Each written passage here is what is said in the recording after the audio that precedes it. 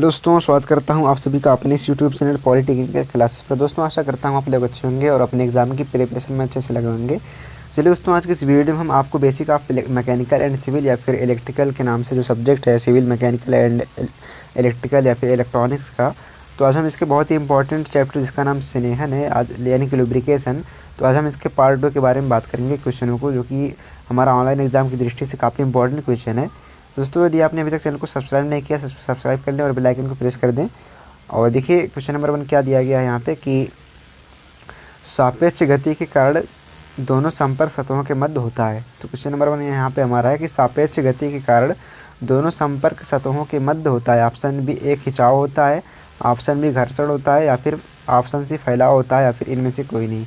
तो यहाँ पे क्या हो जाएगा दोस्तों, घर्षण होता है, क्योंकि जब दो सतहें आपस में संपर्क करती हैं तो इनके बीच क्या होता है, घर्षण उत्पन्न होता है। तो इसलिए यहाँ पे ऑप्शन बी राइट हो जाएगा। तो बाकी बढ़ते हैं, क्वेश्चन नंबर 2 क्या है कि घर्षण प्रतिरोध के मध्य सापेक्ष गति के विरोध को क्या कहते हैं। देखिए घर्षण प्रतिरोध के मध्य जो सापेक्ष गति होती है उसको हम क्या बोलते हैं। ऑप्शन ए फैलाव बोलते हैं, या फिर कर्तन बल बोलेंगे, या फिर घर्षण प्रतिरोध बोलेंगे, या फिर कुछ नहीं बोलेंगे, यानी कि सभी बोलेंगे। तो यहाँ पे क्या बोलेंगे दोस्तों, घर्षण प्रतिरोध बोलते हैं, यानी कि ऑप्शन सी राइट हो जाएगा।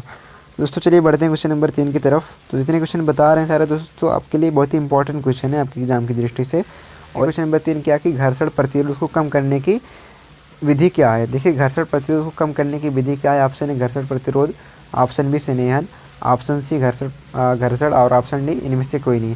देखिए जो घर्षण प्रतिरोध को कम करने की विधि होती है वो क्या होती है, स्नेहन होती है। स्नेहन के द्वारा हम क्या करते हैं, घर्षण प्रतिरोध को कम करते हैं। तो आशा करता हूँ क्वेश्चन नंबर 3 भी आपको समझ में आ गया होगा। चलिए बढ़ते हैं क्वेश्चन नंबर 4 की तरफ, जो कि एक अच्छा क्वेश्चन है हमारे एग्जाम की दृष्टि से। देखिए क्या है कि सतहों के बीच परिविष्ट कराया गया कम घर्षण गुणांक वाला पदार्थ कहलाता है। ऑप्शन ए स्नेहक कहलाएगा, या फिर ऑप्शन बी घर्षण बल पदार्थ कहलाएगा, या फिर शुष्क पदार्थ कहलाएगा, या फिर इनमें से कोई नहीं कहलाएगा। दोस्तों देखिए यहाँ पे जो सतहों के बीच परिविष्ट कराया गया कम घर्षण गुणांक वाला पदार्थ होता है वो स्नेहक कहलाता है। तो इसीलिए यहाँ पे ऑप्शन ए क्या हो जाएगा, राइट हो जाएगा। तो दोस्तों यहाँ तक क्वेश्चन आशा करता हूँ आपको समझ में आए होंगे। और अगर दोस्तों वीडियो अच्छी लगी तो वीडियो को लाइक करते चलें और चैनल को अपने दोस्तों में शेयर भी करते चलें। इससे क्या होता है दोस्तों, हमको एक मोटिवेशन सा मिलता है और मतलब मज़ा ही आ जाता है। जो आप वीडियो को लाइक करते हैं और चैनल को सब्सक्राइब करते हैं ना, तो मज़ा आ जाता है। तो देखिए क्वेश्चन नंबर 5 क्या है कि स्नेहक तलों के बीच घर्षण प्रतिरोध को कहते हैं। तो ऑप्शन ए घर्षण बल कहते हैं, या फिर ऑप्शन बी कर्तन बल कहते हैं, या फिर सीमा बल कहते हैं, या फिर स्नेहन बल कहते हैं। देखिए दोस्तों यहाँ पे जो स्नेहक तलों के बीच घर्षण प्रतिरोध होता है उसको हम क्या बोलते हैं, यहाँ पे क्या बोलते हैं, कर्तन बल बोलते हैं। क्या बोलते हैं, कर्तन बल बोलते हैं। तो इसीलिए क्या हो जाएगा यहाँ पे, ऑप्शन बी राइट हो जाएगा।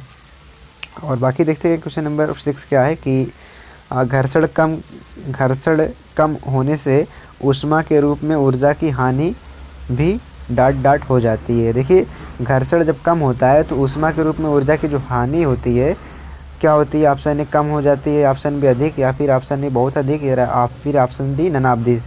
देखिए यहाँ पे क्या हो जाएगा दोस्तों, ऑप्शन यानी कि कम हो जाएगा कि घर्षण कम होने से ऊष्मा के रूप में ऊर्जा की जो हानि होती है वो कम हो जाएगी।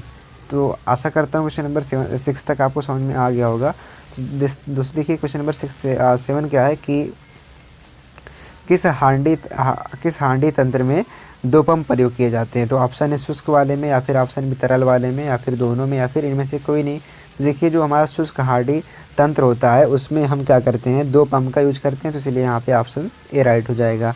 तो चलिए दोस्तों बढ़ते हैं क्वेश्चन नंबर 8 की तरफ, जो कि हमारा अच्छा क्वेश्चन है कि अर्धद्रव या अर्ध ठोस स्नेहक का उपयोग डाट वाले मशीनी अंगों में किया जाता है। तो ऑप्शन है कम गति और अधिक दाब वाले में, ज़्यादा गति और कम दाब वाले में, दोनों में, या फिर इनमें से कोई नहीं। देखिए दोस्तों यहाँ पे जो अर्धद्रव या फिर अर्ध ठोस है स्नेहक है, इसका जो हम उपयोग करते हैं कहाँ पे करते हैं, कम गति और अधिक दाब वाले मशीनों वाले अंगों में करते हैं। मतलब जो मशीन के अंग कम गति करते हैं और अधिक दाब उत्पन्न करते हैं तो उस जगह पे हम अर्ध ठोस और अर्ध ठोस स्नेहक का यूज करते हैं। तो इसलिए यहाँ पे ऑप्शन है राइट हो जाएगा।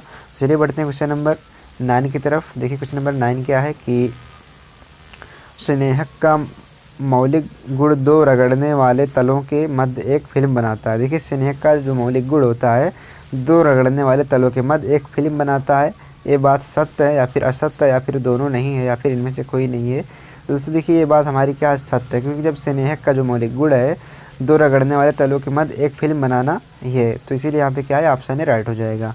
तो चलिए देखते हैं क्वेश्चन नंबर 10 जो कि हमारा लास्ट क्वेश्चन है इस चैप्टर का। देखिए क्या है कि स्नेहक तेलों में अम्लों की उपस्थिति यानी कि एसिड की उपस्थिति संक्षारण पैदा करती है। ऑप्शन ए असत्य है, ऑप्शन बी सत्य है या फिर दोनों नहीं है।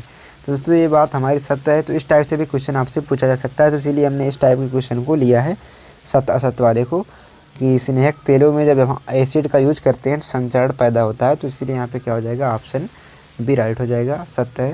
दोस्तों आशा करता हूँ जितने क्वेश्चन आपको बताए होंगे सारे क्वेश्चन आपको समझ में आए होंगे, आई होप। और अगर वीडियो अच्छी लगी तो वीडियो को लाइक करें और अपने दोस्तों में चैनल, ताकि जो हमारी फैमिली थोड़ा सा और मतलब ग्रोथ कर पाए। तो मिलते हैं आपसे अगली वीडियो में, तब तक के लिए बाय बाय, टेक केयर।